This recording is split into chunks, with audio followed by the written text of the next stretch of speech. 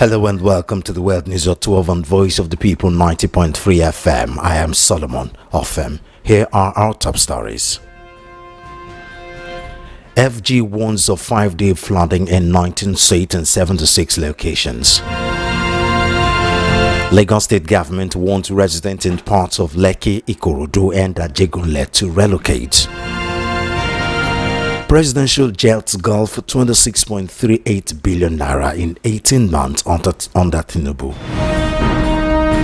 Atiku and Obi reject controversial House of Reps party registration bill. Labour Party disowns planned protest at INEC headquarters. On our foreign news, Japan's Hiroshima marks 80 years since US atomic bombing. And in sports, much anticipated Eubank Ben rematch announced for November. Those are our top stories. Details coming up now.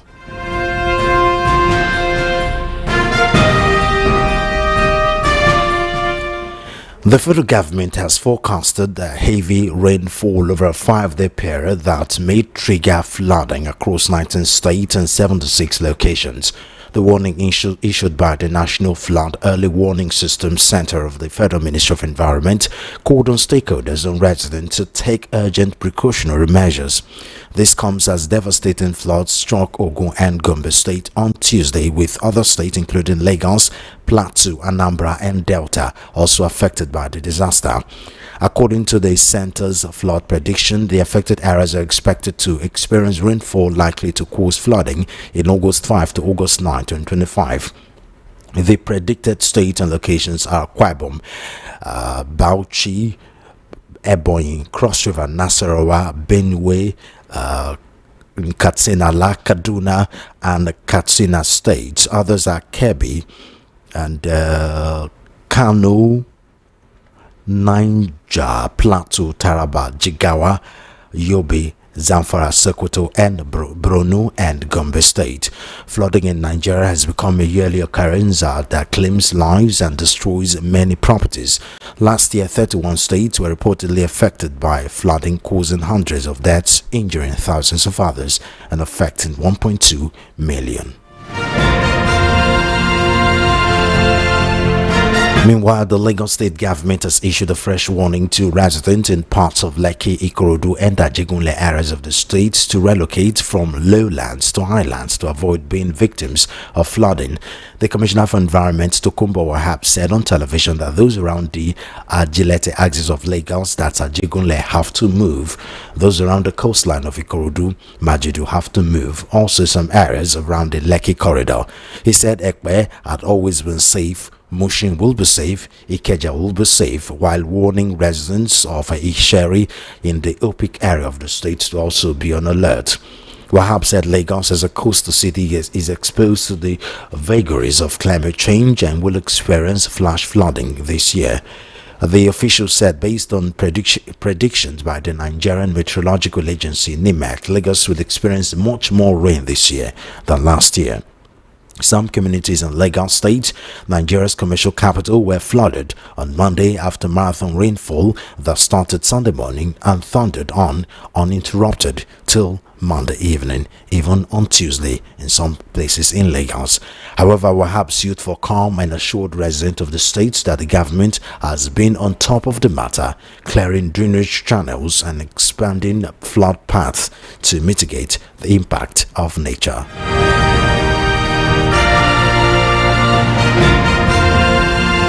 The federal government spent about 26.38 billion naira on the presidential air fleet within the first 18 months of President Bola Tinubu's administration, indicating the high cost of maintaining executive air mobility and persistent calls for austerity.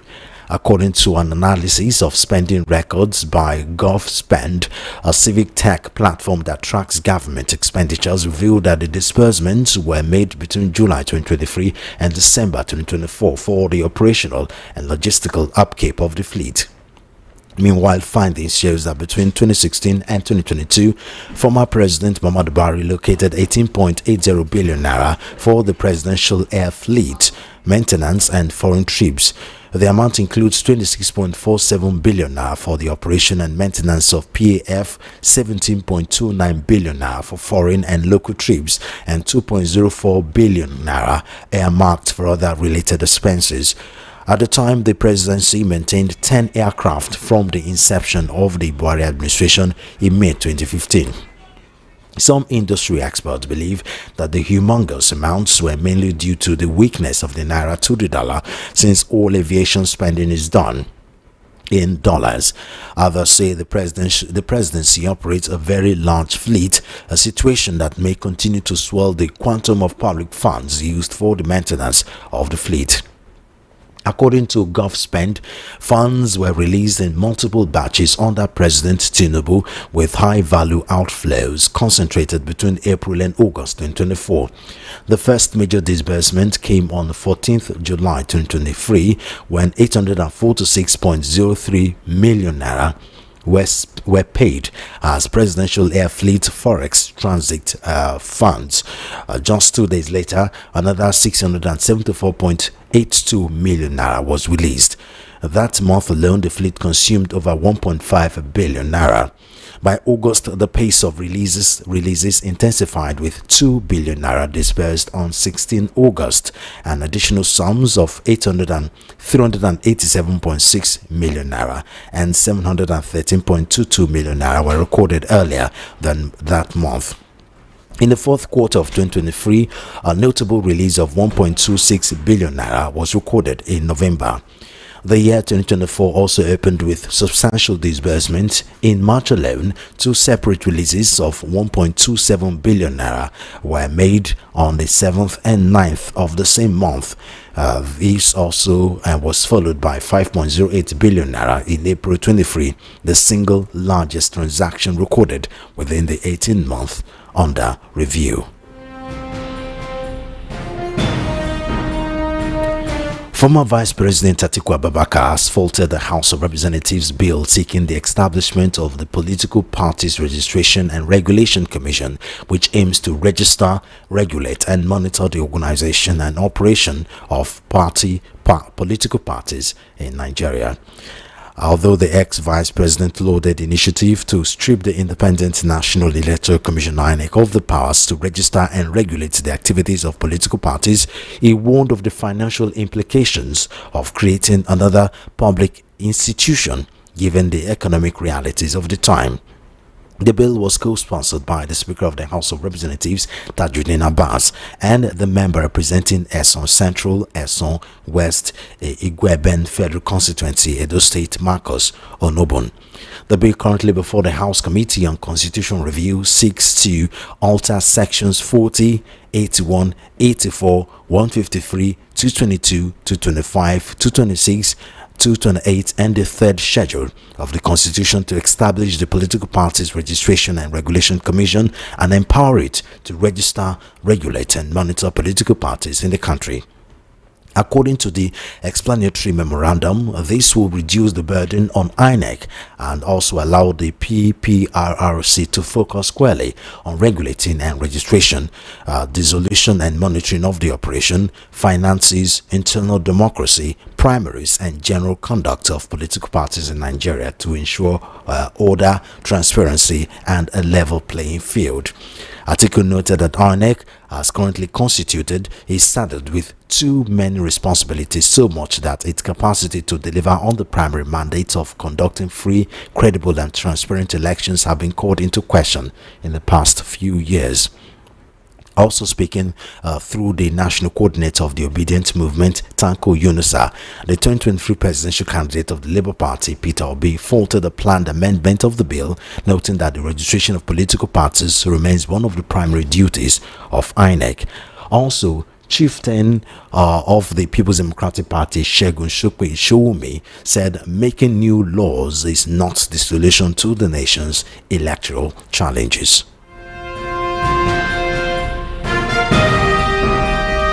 Still on politics, the Labour Party has dissociated itself from a protest scheduled to take place on Wednesday at the headquarters of the Independent National Electoral Commission (INEC), describing the organizers as imposters and political impersonators.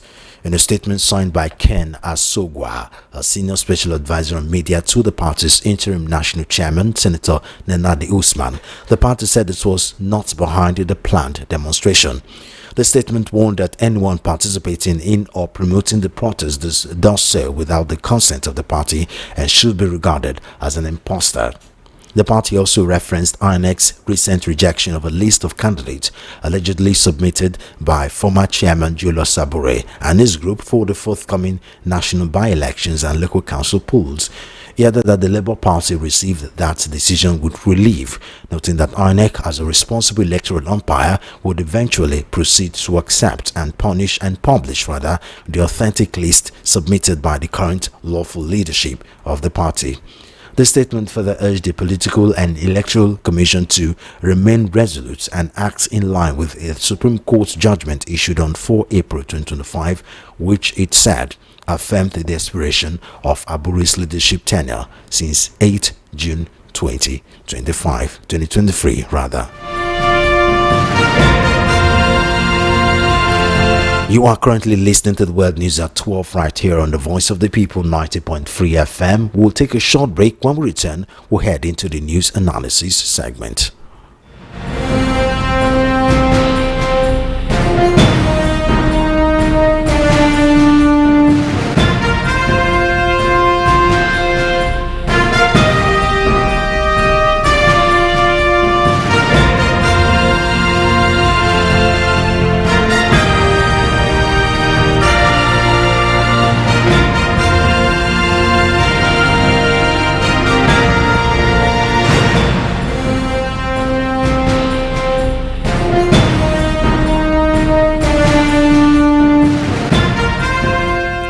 If you're just tuning in, this is the World News at 12 on Voice of the People 90.3 FM. I have Ayo Osho, a legal practitioner and a current affairs analyst. Barrister Osho, thank you so much for joining us on the show, on the News at 12 rather. So let's start with the first talking point, which is flooding, obviously. One would have expected that with climate change, and with agencies like the Nigerian Meteorological Agency, NIMET, and the fact that some states are prone to flooding, the federal government and state governments that are known to be the heaviest when it comes to rainfall will prepare better. You know, states like Lagos, state like Port Harcourt, state like River State rather, Port Harcourt, state like Cross River State, these are Bayelsa State, these are heavy states. These are known to have very heavy rainfall. One would have expected that there will be better modalities in place to to stop issues, that affects flooding in the country to happen. And yet on Monday, the marathon rain that fell for hours, more than 15 hours in some places, has exposed some of these lack of proactive measures by governments. The thing is, it's a recurring thing, and therefore, like you hinted at, government ought to have been proactive in forestalling this recurrence. But the simple truth is that, it's unfortunate. What has happened is unfortunate. The Yoruba people have a saying that, that an handicapped person, shouldn't be killed by a war that he has been pre-informed of. You understand? Just like you have been notified there's going to be a war coming, on the 7th of August. A reasonable man should have taken note and flee. So, but the thing is that I would not 100% blame the Lagos state government, because I've seen areas where they have been using their, dredgers to dredge canals. But if I may say, if you look at most of the drainages in Lagos, they are not deep. They are not really deep. And some areas where they ought to build canals, they don't have canals. Because I watched the Ikorodu area where the government has promised to build new canals. I said those canals ought to have been built before now. And when I say drainages, I mean gutters. Some of the gutters in Lagos State, they are too shallow. I grew up in Kano, in a street called Ibadan Road. Kano is not a place that is flood prone.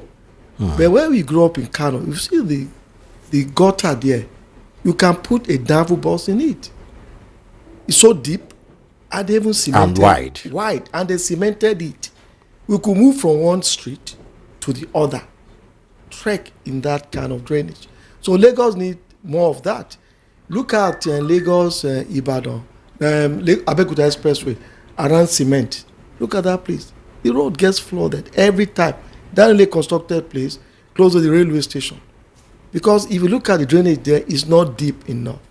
Lagos need wider, and deeper drainages because it's a flood-prone state.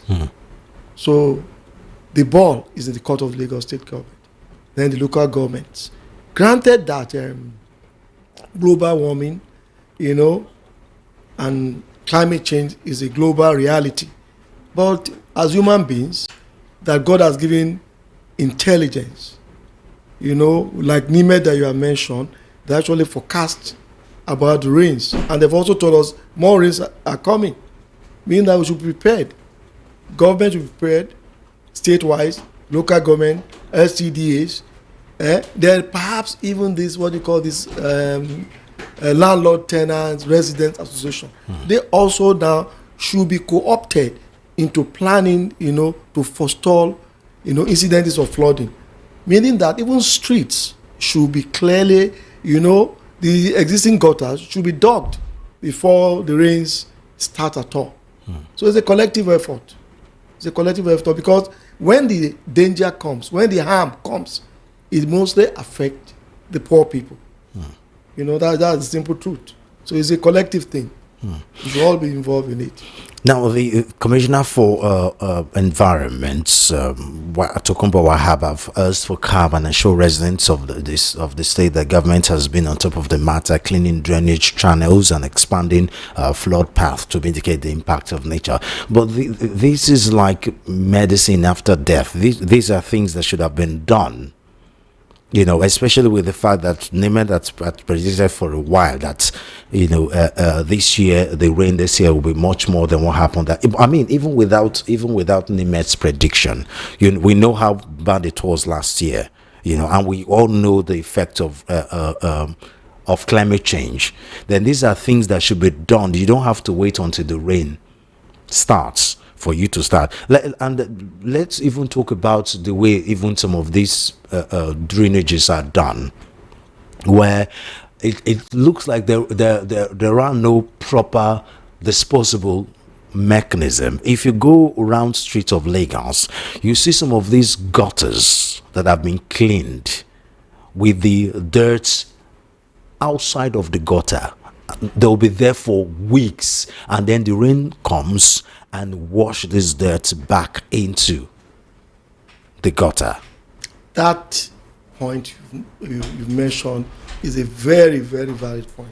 You see, it's like, there used to be a myth, you understand, about a race of people, who forget nothing and learn nothing from history.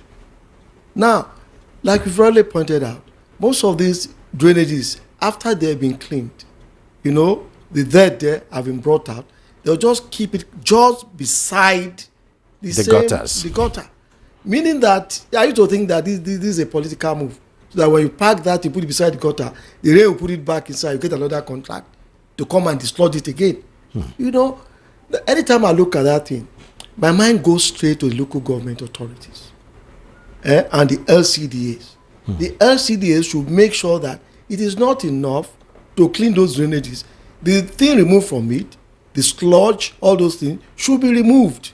You understand? Then, meaning that the LCDA, the local residents association because they are recognized by the government. I recall during the last election that my own sister, being a landlord somewhere in this Lagos, was invited to Alausa when somebody was campaigning. So if they recognize them to that effect, then why can't they cooperate with them to make sure that streets are properly, the gutters are properly taken care of?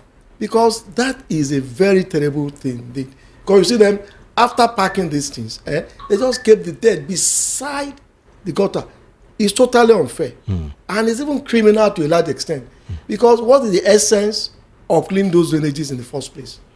And of course, you've raised another point there, talking about local government and LCDs. Well, yes. How do these people function where a lot of these local government chairmen and councillors are probably just puppets for the state governors? Now, if you look at the warning, the 5-day flood warning by the Lagos State, by the federal government, the federal government didn't just mention 19 states. It mentioned both 19 states and 76 local government. Because of time, I couldn't read some of those areas in this state because they are mentioned, because you see, for example, Akwa Ibom State, and you see Edo, Eket, Ikom, Oron, you have indeed mentioned Lagos. You mentioned areas of Lagos. Yes. You mentioned parts of Lekki. Yeah, that was even the Lagos warning himself. Yeah. But this one at the federal level, you see each state and you see those areas, those local governments that are worst affected under the state. You see, let me mention my state, Cross River State. You see Ogoja, you see Obubra. Yeah, and that happens. These different villages and local areas in those states, which means the responsibility is, you can argue that it's more on the local government and local council areas more than the state government, where all they just need to do is work in collaboration with the state government and the federal government to make sure the proper mechanisms are put in place to avoid flooding and to avoid displacing residents of those areas. But when these local government administrations are hardly functional, how can this be achieved? Because the state government cannot oversee everything. It's this local government administration that should oversee this in support of the state and the federal government. And now that brings us to the topic of local government administration in Nigeria that's largely non-functional. No, but the thing is that I won't agree that the local government authorities are not functional. I won't agree. They're practically non-functioning. No. When it comes to revenue generation, they're active. They're active when it comes to revenue generation. How so? Look at it. You can't sell anything besides the road, beside roads and all that. Lock up shops. Are you talking about those Omonile and Agberos? The local government control lock up shops. Okay. They control issues of burial. They control street naming. That's their job. And then parks too. And then when they collect the money, they collect the tax, they remit it to the state government. Yes, but they are based on the revenue allocation formula. They shared. There's a 3-tier way of sharing the revenue. You understand? No, that's the fact. They make money. Okay. Why do people want to become local government chairman? Why do local government chairman and councillors enjoy so much? They make money. Is that really what it is, or if this state government just put in the people they like? I mean, look, even at that, they generate their own funds. You understand? And take issue of health. You understand? Dirty streets, all that. They have courts. You understand? There is a local court to deal with people. I know that in Lagos State, if your house is dirty, your street is dirty, people get arrested. You understand? So there are taxes that they collect too. So you only see how function local government is when they want to collect tax, and then they collect the tax, and then they give it to the state government, and then they complain that they don't have. We've been talking about local government autonomy for years. Yes. I've been talking about a separate, that local government and the councils have their separate accounts, not hooked to the state government. The state government. When we have that kind of situation, how do the local government government function, where they practically have to go and beg for money from the state government. Okay, you see, let us start with what is before we go to what ought to be. Okay. What is now is that the states, since they have the resources, should use the environment ministries to supply vehicles, you understand, to the local government, to ensure that when drainages are clean, the dirt brought out from the gutters are disposed of. You understand? Unfortunately, what is not working, because we're talking about how effective that's what we are saying. This now. mechanism Since will local governments effectively don't have the resources now. The states have the resources to do these things. You understand? Until local government receive their funds directly, and enough funds for that matter, to buy vehicles, to properly clean gutters. You understand? Let the state handle it properly in conjunction with the local government. But it's what we are talking about. That's the reason why this is happening. The state cannot do a proper monitoring. I mean, the state is just one entity. Nigeria. The state is just one entity. For a disaster to happen. That's the problem with Nigeria. And that's why we're having this conversation. Yes. So that this disaster shouldn't be happening if things are done properly. And that's what we are saying. For us to do things properly now, the states, since they have the resources, should work in conjunction with local governments. Because they have been warned now. You have read out the warnings. There will be floodings in certain places. You understand? And we also, part of the one is that people should leave the lowlands and move to the highlands. You understand? Because those floodplains exist. You understand? That's the thing. How do they leave the lowlands exactly and move? Okay. I mean, it would be easier if there are shelters in place in the highland that the federal government has put in place, and say, okay, these are temporary shelters. Yes. For the time being, before the rain starts, please move some of your belongings, at least the ones you need immediately, and move to this shelter until the rain is over. That's because it's not just enough for you to start announcing, leave your houses and go to where. You see, your point is valid. You understand, but the thing is that. To be sincere, we run a capitalist economy, and a bad one at that. You understand? Wherein the people in power are primarily there for self-aggrandizement. So that's the reality. So the thing is, some of those floodplains, I think that more canals should be built. That is number one. Channels for the water, to flow through, because water must always find its level. But you can direct the course of the water by building canals. And I'm totally in sync with you that temporary shelters should always be built, because this is something predictable.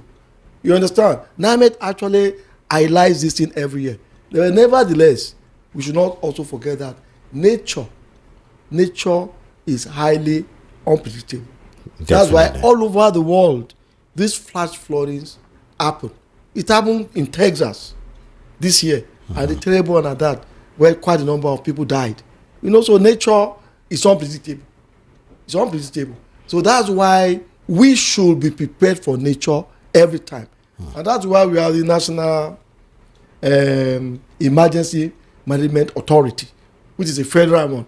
And I think states should also have their own disaster agencies. I mean, there is NEMA. That's what NEMA federal. Is for. That's federal. Yeah. Each state have. There is SEMA and all that. Exactly.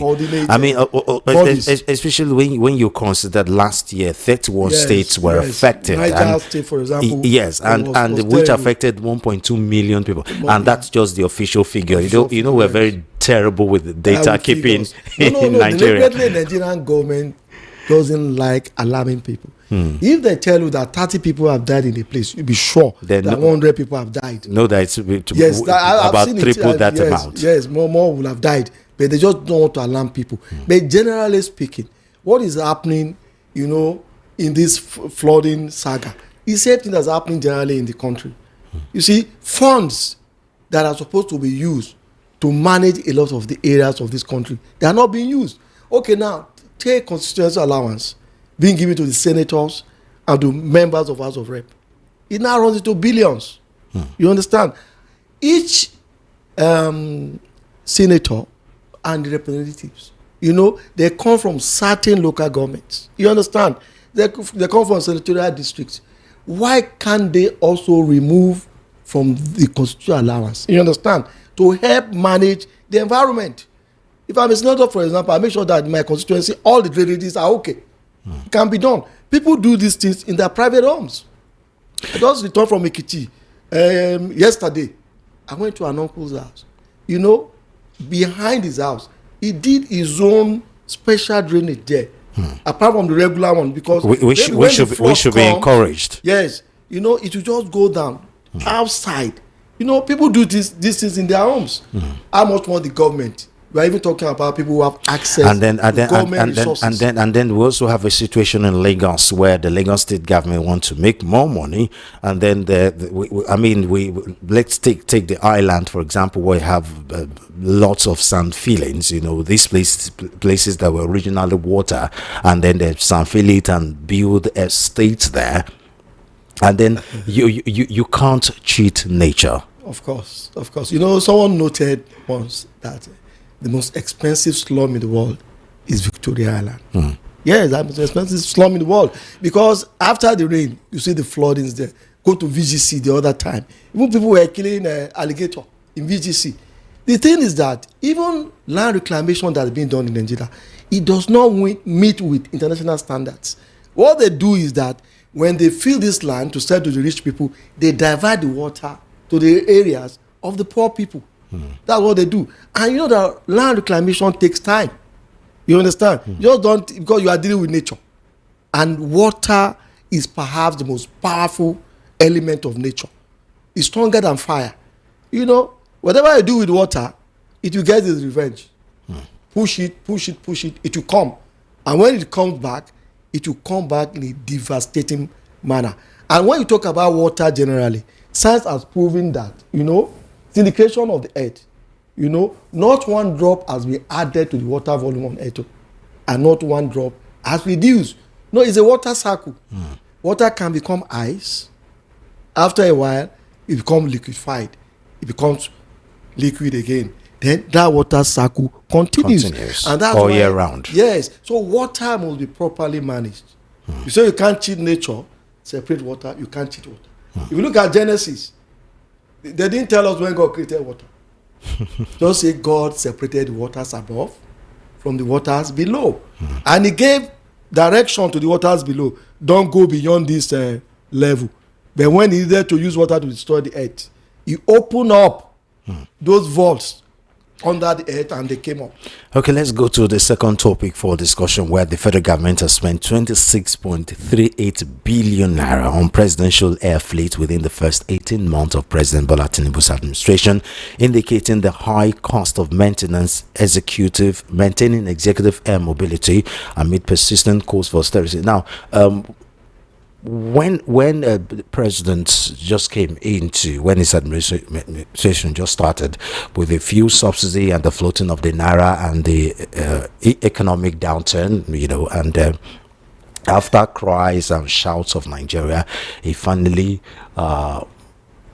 did an elusive, national broadcast where he urged Nigerians to persist, urge Nigerians to tighten their belts, urge Nigeria to manage for the time being, urge Nigerians to endure for the time being, that this short pain will produce long gain. How do you tell people to manage where you are the worst at managing? For a president, for an administration that have begged Nigeria to tighten their belt, this government has been one of the high-spending governments. At the time where people were clamoring for a reduction in cost of governance, we see more ministers created, more ministries created at a time where ministry should have been collapsed. more ministries were created. And then when you now hear stories like this, maintenance of presidential jet, and you begin to wonder, were those warnings just for the poor Nigerians? It doesn't affect governments and agencies and ministries.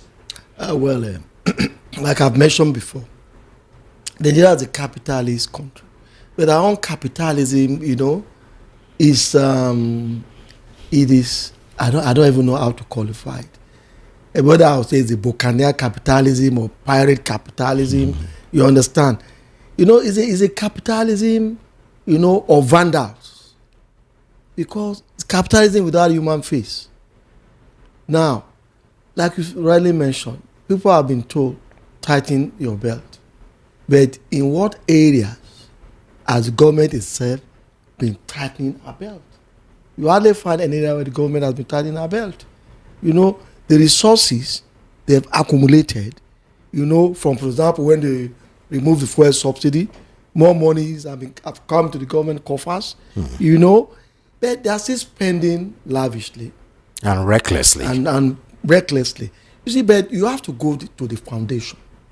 It is said that when you see somebody, that's carrying a load on their head, and the load is tilted to one side, look at the base, look at their leg. Perhaps the person have knuckle knees, what they call K-leg. You understand? So Nigeria has a K-leg from day one, from the inception of the 1999 Constitution that was given to us by Abdulsalami Abubakar, where the revenue allocation and all those things were clearly stated. It was a military constitution. Their thought was that soldiers will be coming back again to rule Nigeria because they have accumulated enough resources. And actually, we have seen a lot of soldiers coming back to rule Nigeria. David Mark, Oyinlola, so many of them came back. Obasanjo himself came back. Go to the National Assembly, you see retired soldiers there who have accumulated so much wealth during the military era. Now, so basically, we just you're still in military era in Agbada. Yeah, the constitution was given to us by the military. It's not autochthonous. You see, first thing first, let's have a constitution that is people oriented. People, that is made by the people. That's autochthonous. Now, we have been told several times that the British Prime Minister has no jet. You understand? He flies, he uses BA, the British Airways. That what the British Prime Minister uses. But Nigeria, we created a lifestyle. We cannot even create a pin. We cannot create the tires of an aircraft. And we have 10. You say we have 10. Yeah. Maybe one for madam to go to market for the first son, first dog, and first this and that. Do we really need these things? Because now, I used to tell Nigerians that, I used to tell friends that, look, the amount of money we spend on the trappings of democracy is too much. Look at the GDP of America. What percentage do you think they spend on democracy? It's not more than 1%. I may be wrong. I've checked. It's not more than 1%. Nigeria, technically, we spend about 25% of our GDP to maintain democratic structures. It's like we are worshipping democracy. You understand? Whereas, what is democracy itself? Democracy itself exists for the welfare of the people. And if you look at Nigeria democracy, it is not, like we say, the culture is not autonomous. Even our democracy too is not homegrown. That's why this is a nascent democracy. Nascent. How many years now? If it has evolved naturally, or if there had been no coup, 1983, 84, by now we'll have had a culture of democracy. Those children born in 1999, you understand, they never knew democracy. They didn't know military regime. They never knew military regime. So now they grow with this democracy. You understand? That is really not something they can be proud of. It's one problem after the other. So we have to go to the foundation. You understand? First, go to the foundation before we can set things right. Immediately you have created this presidential air fleet. You must keep maintaining them. That's just the danger that is there. You must maintain them, because aircraft, you know the way they are now. Nobody that is using an aircraft wants it to crash, and that's why these omungo sums are being spent to maintain this. I mean, check out some of the figures in the year 2024. You know, in March alone of last year, two separate releases, 1.27 billion naira each. Nurses are were presently made on strike. 7th and 9th of the same month.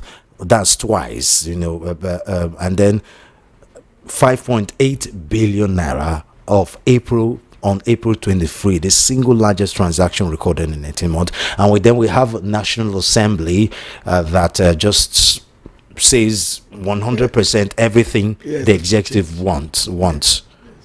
It's unfortunate. It's highly unfortunate. But that is the reality we are facing. Because the democracy, if you don't have money, if you don't have, a war chest, you cannot even become a local government chairman in this country. So that's why the democracy itself is suspect. Suspect. And then still talking about constitution that we mentioned, where the former Vice President Tinubu Abubakar, Peter Obi, and so many other political bigwigs that obviously not in APC, afforded the House of Reps bill seeking the establishment of political party registration and regulatory commission, which aims to register, regulate, and monitor the organization and operation of political parties in Nigeria. In other words, they're trying to creates an agency that is different from INEC to take some of the responsibilities of INEC. What do you have to say about that? Well, they have to amend the Electoral Act and the Constitution impliedly. For you to say that INEC should not register parties. The thing is that Nigeria, after the disaster of 2023, election, Nigerians, they clamor for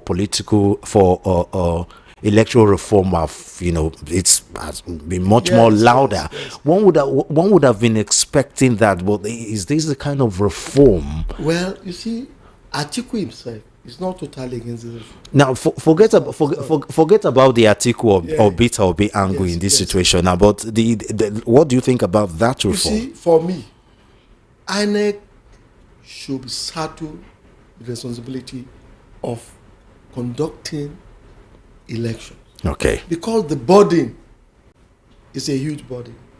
You know why I say it's a huge burden? When I was on campus, so what's the population of OAU that time? 20,000 students. I was an electoral commissioner for Faculty of Law. So I conducted the election there for the faculty, because the faculties were constituencies. I knew what it took us. We counted that the votes throughout the night. So let me finish. You can't compare that year to now. We have 36 states in Nigeria. We have 774 local governments. But this is where technology comes in. We are still doing paper ballot. Of course, it will be huge for INEC. Yes, the technology has not been deployed effectively. And whose fault is that? Well, that is reality. We call for these things. You understand? Organizing an election is not rocket science. You understand? They do it easily in India. I like India election. There are many times our population. They have credible elections in India. You understand? Deploying tech and etc. You see, we have been asking for this thing. Deploy state-of-the-art technology in Nigeria. And that will reduce the burden. In a country, I just left the bank now with a client that came from the UK. He forgot his ATM in the UK. The server in the bank was down. It was down. You can see. Now, I sent a parcel through a formidable, renowned parcel agency company. I don't want to mention the name. I sent it since Friday. I was tracking it. I got a message yesterday that the thing is still somewhere in Lagos. I sent it in on Allen Avenue. The parcel is coming to this somewhere around Airport Road there. They have not delivered it till now. Because the first one I went to, they said the server was down. You understand? So that's what I'm saying. Our politicians, they don't love this country. They don't love Nigeria. Then number two, they are ignorant. They are mostly ignorant people. You understand? They are very, very ignorant. You see, where you don't have infrastructure, especially IT-related infrastructure, you are going back to the Stone Age. You get it? They don't really appreciate these things. If they do, they will put more money. You understand? Because in more investment, because in the future, the country will be richer for it. Are you satisfied with your telephone service providers? Are we satisfied? Because the burden. If you even tell them at the polling booths to be transmitting results immediately, where is the server? Do we have enough infrastructure? And that is where the electoral reform comes in, because you see, you have it in paper. You see, theory. There's a distance between theory and practice. You understand? We have good laws in Nigeria. We look at Nigeria. The laws are not the issue. Last election, I monitored. So you're among people that think it's the implementation that's the issue, not the law. Implementation. Then let's have the infrastructure, so that nobody will tell me that I've been trying to upload. So personally, you don't see anything wrong with the electoral laws we have now. No. You see now, there's something called good faith. If you separate those things they want to separate, those powers they want to take from INEC, give to another body to register, to register parties and do all that. You understand? Some people even argue with you on that. That you should not regulate this registration of parties. Okay. But you see, it is not enough. That agency should not have the powers to punish electoral offenders. Special courts should be created. That special court just for punishment. Okay. Now let me use one example. Because of time, we're trying to round up. Let's take example what happened with let's say I just got my international passport a few months ago. I've never had, because of how difficult it was to get international passports. By the time you go to the immigration office, the queues involved. Now, if there's one thing this administration have done, is put the right person in place to make sure a lot of those things has been curtailed. Now you don't need to go to the immigration office to do everything. You can just use your smartphone or your laptop to do your major registration. So all you just need to do is go to the immigration office for capturing, and just these things are things that you can do 50 things into one, and it's one simple thing. Technology. First, yes. We're talking about AI now, where AI is it's like a notch above your ordinary technology. Yes. If we deploy these things, it will be easy for INEC to do a lot of these things without having to start creating another agency, which will bring in another money, because it will be another reason now for the executive and the National Assembly to add more billions, because we already know the amount of billions of dollars earmarked for INEC alone. So by the time you now have a different agency now, that'll be triple the amount of money that will be spent. That's another money at a time where Nigerians are suffering. So technology, AI, how much will that cost? Well, you see, to simplify the job for INEC? Well, whatever it will cost, let them deploy it. That's what let them deploy it. That's the most important thing. Because if you don't have a foundation, you understand, if the foundation be destroyed, you can't build anything on top of that structure.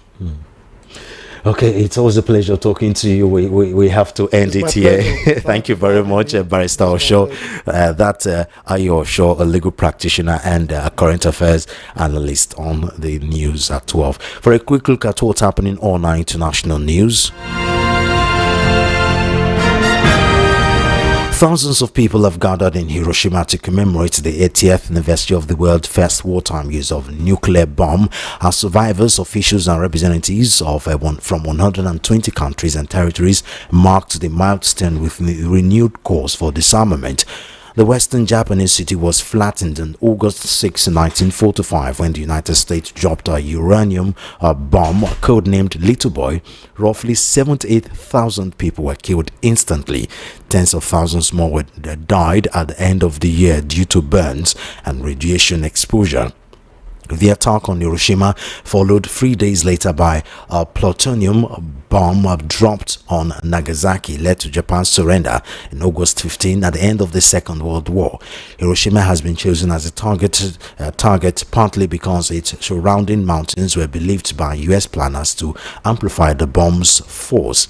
At Hiroshima Space Memorial Park on Wednesday, where the bomb detonated almost directly overhead 8 decades ago, delegates from a record number of international countries and regions attended the annual memorial. School children from across Japan participated in the promise of peace, reading statements of hope and remembrance. This year's ceremony also included a message from the representative of United Nations Secretary General Antonio Guterres urging global peace. Hiroshima's mayor Kazumi Matsui warned of the dangers of rising global militarism, criticizing world leaders who argued that nuclear weapons are necessary for national security. And finally, on sports, the much anticipated rematch between British rivals Chris Eubank Jr. and Conor Benn will take place at Tottenham Hotspur Stadium in November. Eubank beat Benn by unanimous decision in a thrilling middleweight contest at the same venue in April. Despite no title being on the line, the bouts between the two are the bitter foes, which took place 35 years after their fathers, Chris Bank Sr. and Nigel Benn, first fought, garnered huge attention. And after Eubank was named the winner 116 to 112 on all three judges' scorecards, a rematch was wanted by fans and touted by promoters. The second bout has been agreed for 20 September. However, it fell through amid concerns Eubank will not be ready. Now, organizers Ring Magazine, which is owned by Turkey Alashek, have announced the rematch will take place on 15 November. Eddie Hearn, Benn's promoter and chairman of Matchroom Boxing, also shared the same date via Instagram. External, Eubank and his camp have not yet commented on the announcement. And with that, we end the news. But before we go, here again are the top stories. Federal government warns of 5-day flooding in 19 states and 76 locations. Lagos State government warned residents in parts of Lekki, Ikorodu and Ajegunle to relocate. Presidential jet Gulp 26.38 billion naira in 18 months under Tinubu. Atiku and Obi reject controversial state House of Reps party registration, controversial House of Reps party registration bill. Labour Party disowned planned protest at INEC headquarters. On international news, Japan's Hiroshima marks 80 years since US atomic bombing. And in sports, much anticipated Eubank Benn rematch announced for November. And that's the world news at 12. I am Solomon of FM. Do follow our social media handles at VOP903FM. Subscribe to our YouTube channel at VOP903FM. Good afternoon and thank you for listening.